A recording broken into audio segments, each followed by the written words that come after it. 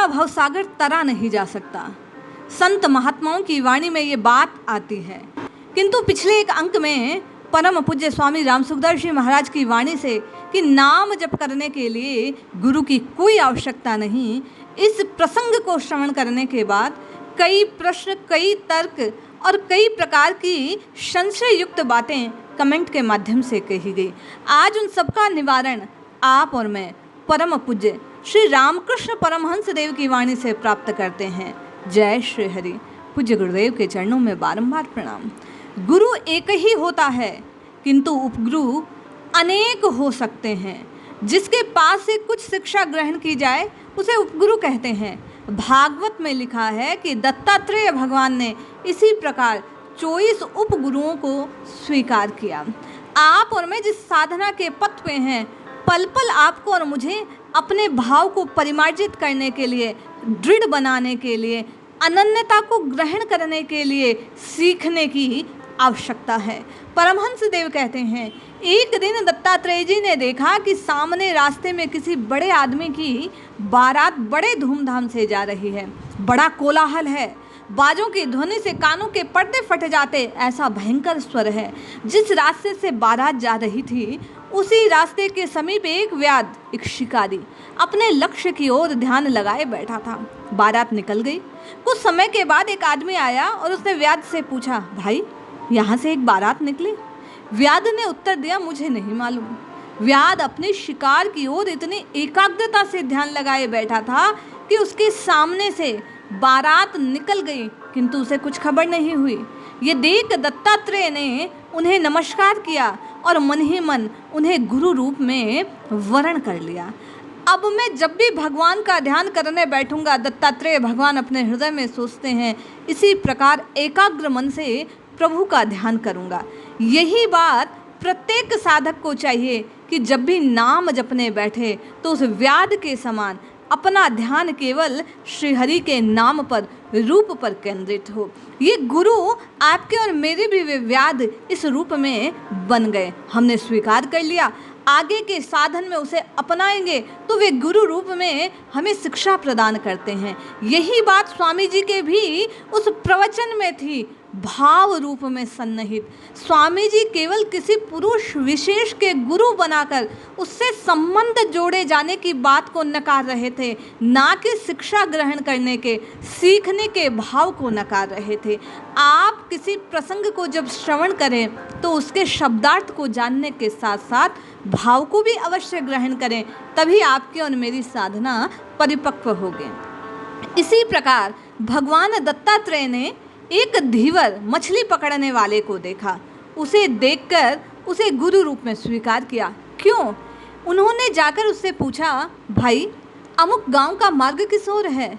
धीवर ने कुछ उत्तर नहीं दिया। उस समय उसके जाल में मछली फंस रही थी, वह उसी ओर ध्यानपूर्वक देख रहा था। जब मछली फंस गई, काम पूरा हो गया, तो उसने कहा, आपने कुछ पूछा था? दत्तात्रेय ने प्रणाम करके कहा, आप मेरे गुरु हैं। आज से जब मैं कभी अपना कोई काम करूँगा, साधन के किसी पक्ष का ध्यान करूँगा, तो आपकी तरह मन को अन्य वस्तुओं से हटाकर केवल और केवल लक्ष्य की ओर लगा दूंगा। इसी प्रकार नाना रूप इस संसार से ध्यान को हटाकर आप और मैं जब साधन करने बैठें तो केवल और केवल अनन्य रीति से अपने इष्ट के नाम को, इष्ट के स्वरूप को देखें, तभी आपकी और मेरी साधना पूर्ण होगी। इस प्रकार भगवान दत्तात्रेय के समान वह धीवर मछली पकड़ने वाला आपका और मेरा गुरु हुआ। क्यों? क्योंकि आपने और मैंने साधना को पुष्ट करने के लिए उसके एकाग्रचित ध्यान को अपना अंग बना लिया। एक समय श्री दत्तात्रेय ने एक चील को अपने मुख में मछली दबाए देखा। उसे देखकर दूसरी सैकड़ों चीले कोए उसके पीछे लग गए। उसके मुंह में दबी हुई मछली को छुड़ाने की चेष्टा करने लगे। वह चील जहाँ जाती, अन्य सब चीले कोए काँव काँव करते उसका पीछा करते, दौड़ते। अंत में विरक्त होकर उसने अपने मुंह की मछली को छोड़ दूसरी चील पर मछली को लेकर भाग गई। अब चील और कोए पहली चील को छोड़कर दूसरी चील के पीछे लग गए। पहली चील निश्चिंत होकर एक वृक्ष पर जाकर बैठ गई। दत्तात्रेय ने उस चील को निरापद अवस्था में देखकर इस संसार में उपाधि त्यागने से ही शांति मिलती है, अन्यथा महाविपत्ति है। इस भाव को ग्रहण किया। स्वामी रामकृष्ण परमहंस देव कहते हैं, इसी प्रकार प्रत्येक साधक को यह जानना चाहिए कि जब संसार से ध्यान हटाकर, संसार को त्याग कर वह केवल अपने ध्येय, अपने इष्ट की ओर जाएगा, तभी उसे परम शांति, परम आनंद की प्राप्ति होगी। अन्यथा वह केवल और केवल इस संसार में पुनरपि जननम पुनरपि मनरम पुनरपि जठरे जठरे शयनम आने और जाने के क्रम में इस महाविपत्ति में फंसा रहेगा। इस प्रकार दत्तात्रेय भगवान के एक और गुरु की ओर संकेत करते हुए परमहंस देव कहते हैं कि किसी सरोवर में एक बगुला एक मछली को लक्ष्य करके धीरे धीरे उसकी ओर पैर बढ़ा रहा था। पीछे एक व्याध बुगली की ताक में बैठा था, परंतु इस व्याध की कुछ खबर नहीं। वह एकाग्र चित्त से मछली की ओर देख रहा था। ये देखकर भगवान दत्तात्रेय ने उसे प्रणाम किया और गुरु रूप में वरण किया। आज से जब मैं ध्यान करने के लिए बैठूंगा, अपने इष्ट का ध्यान करूंगा, तो तुम्हारे समान एक ही और लक्ष्य रखूंगा, अन्य सब बातों को भूल जाऊंगा। इस प्रकार प्रत्येक साधक के लिए वह बगुला गुरु रूप में हुआ। स्वामी रामकृष्ण परमहंस कहते हैं, गुरु लाखों मिलते हैं किंतु चेला मिलना कठिन है, अर्थात उपदृष्टा अनेक है परंतु उपदेश के अनुसार चलने वाले कोई कोई विरले होते हैं।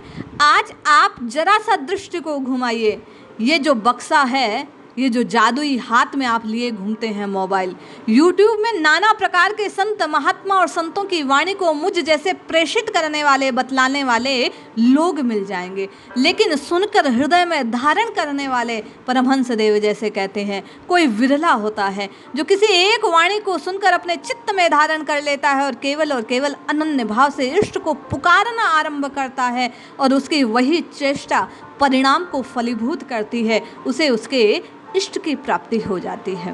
परमहंस देव कहते हैं, वैद्य 3 प्रकार के होते हैं, उत्तम, मध्यम और अधम।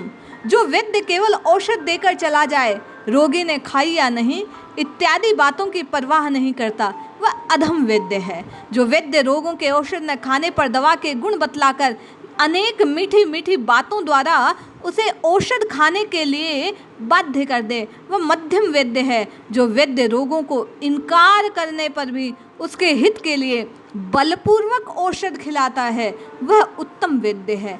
इसी प्रकार जो गुरु या आचार्य केवल शिक्षा देकर रह जाता है, वह अधम कोटि का गुरु है। जो शिष्य की भलाई के लिए उसे बार बार समझाता है, सचेत करता है, वह मध्यम कोटि का है। और जो शिष्य को अपने उद्देश्य तक ले जाने के लिए, उपदेश को आचरण करने के लिए बाध्य करता, बलपूर्वक धर्म के मार्ग पे आरूढ़ करता है, परमहंस देव कहते हैं वह उत्तम गुरु है।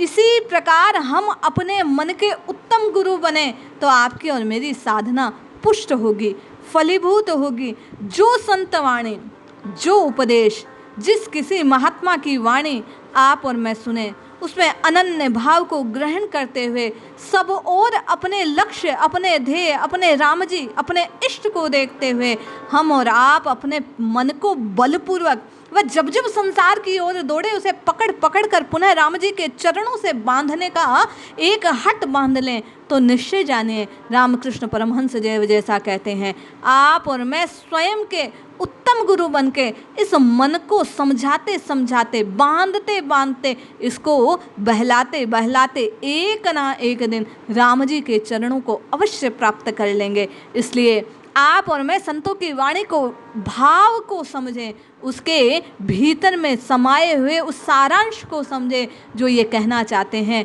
कि इधर उधर डोलने से अच्छा है जो नाम मिल गया, जो काम मिल गया, जो इष्ट का द्वार मिल गया, उसे जकड़ लें, पकड़ लें हठपूर्वक और मन को बार बार संसार में जाने से रोक कर केवल उस इष्ट की ओर प्रवाहित करना प्रारंभ कर दें, तो आपका और मेरा भला हो जाएगा, कल्याण हो जाएगा। इसलिए स्वामी जी की कही बात 100% सत्य है कि गुरु बनाने की कोई आवश्यकता नहीं किसी व्यक्ति विशेष को नाम जपने के लिए। इन महात्माओं की वाणी के सार को ग्रहण कीजिए। सार सार को गहले थोता देत उड़ाए। उस सूप के गुण को अपने भीतर जब साधक साध लेता है, अपना लेता है, तो उसका भला होता है। केवल सुनने से, केवल बोलने से, केवल पढ़ने से, केवल आक्षेप लगाने से कुछ नहीं होगा भैया। आप भाव को पकड़ें और नाम को जपें तो निश्चय जानिए भाय कुभाय अनक आलस हूँ, नाम जपत मंगल दिशि दशूं। चाहे जैसे भी नाम का आप आस्वादन करें, वो दवा है जो निश्चित रूप से असर करती है, आपके भवरोग को नष्ट करती है। इसलिए जपते रहिए, रटते रहिए, प्रभु को पुकारते रहिए। निश्चय एक ना एक दिन ये भवरोग नष्ट भ्रष्ट हो जाएगा और आपको और मुझे राम जी की प्राप्ति होगी। जय श्री हरि।